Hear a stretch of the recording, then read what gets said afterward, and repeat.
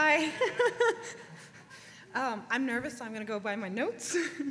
I am going to be talking about how your past lineage can affect your current life and how you can make a difference with it if you want to.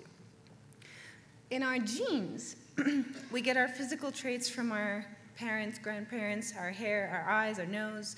We also get their belief systems. The nose and stuff, we can get a nose job, but we can't really get that to change for the kid. But belief systems we can make a difference with. Belief systems come from back in the days of the caveman. The instinct was to survive. So what they did, thankfully, worked because we're all here. Some of it still works, and we thrive on that. And other parts don't so much work, and we feel like we're going crazy sometimes. We get extra emotional. All the negative emotions, frustration, anger, all of that can come with what's no longer working for us. There's a Japanese researcher named Masaru Emoto who did research on water. He would freeze water and take a look at it, and they would show water words or prayers or pictures, and they would play music to it, and then freeze it and take pictures, and amazing things would show up. The positive pieces created these beautiful crystals, and the more negative ones created disfigured crystals. They could not even form in these shapes. Why is this important? It's because we're made of 60 to 70% of water. How we respond, how our body responds to our environment, it's so important. Another piece they did, which was so cool, they took, for example, dam water in Japan, which had been disfigured. They took a picture of it, and then they offered it a Buddhist prayer. And then they took a picture of it after that. That should be the next slide. That is the important one for me because it's all about family systems. We're affected by our environment. And I'm going to give my family as an example, just to make a point. I'm lucky enough that my parents have worked a lot on themselves.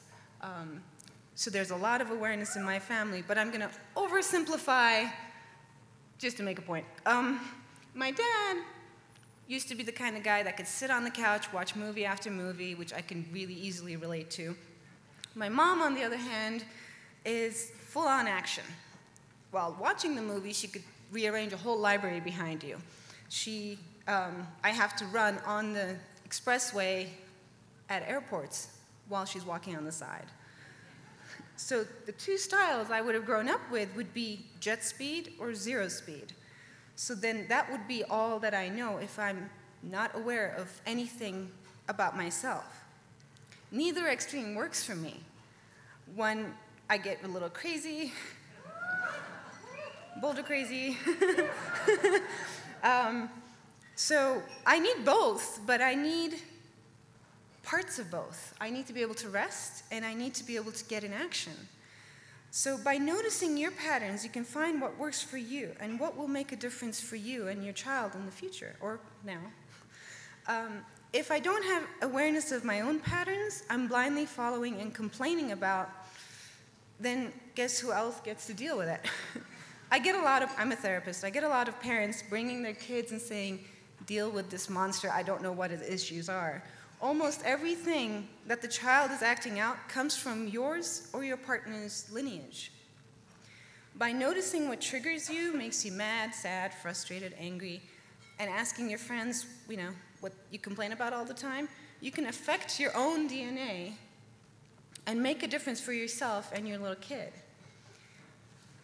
Noticing how much of what makes you thrive, that's the wisdom of your elders supporting you. And noticing what makes you feel icky or down or angry, that's the part that no longer serves you.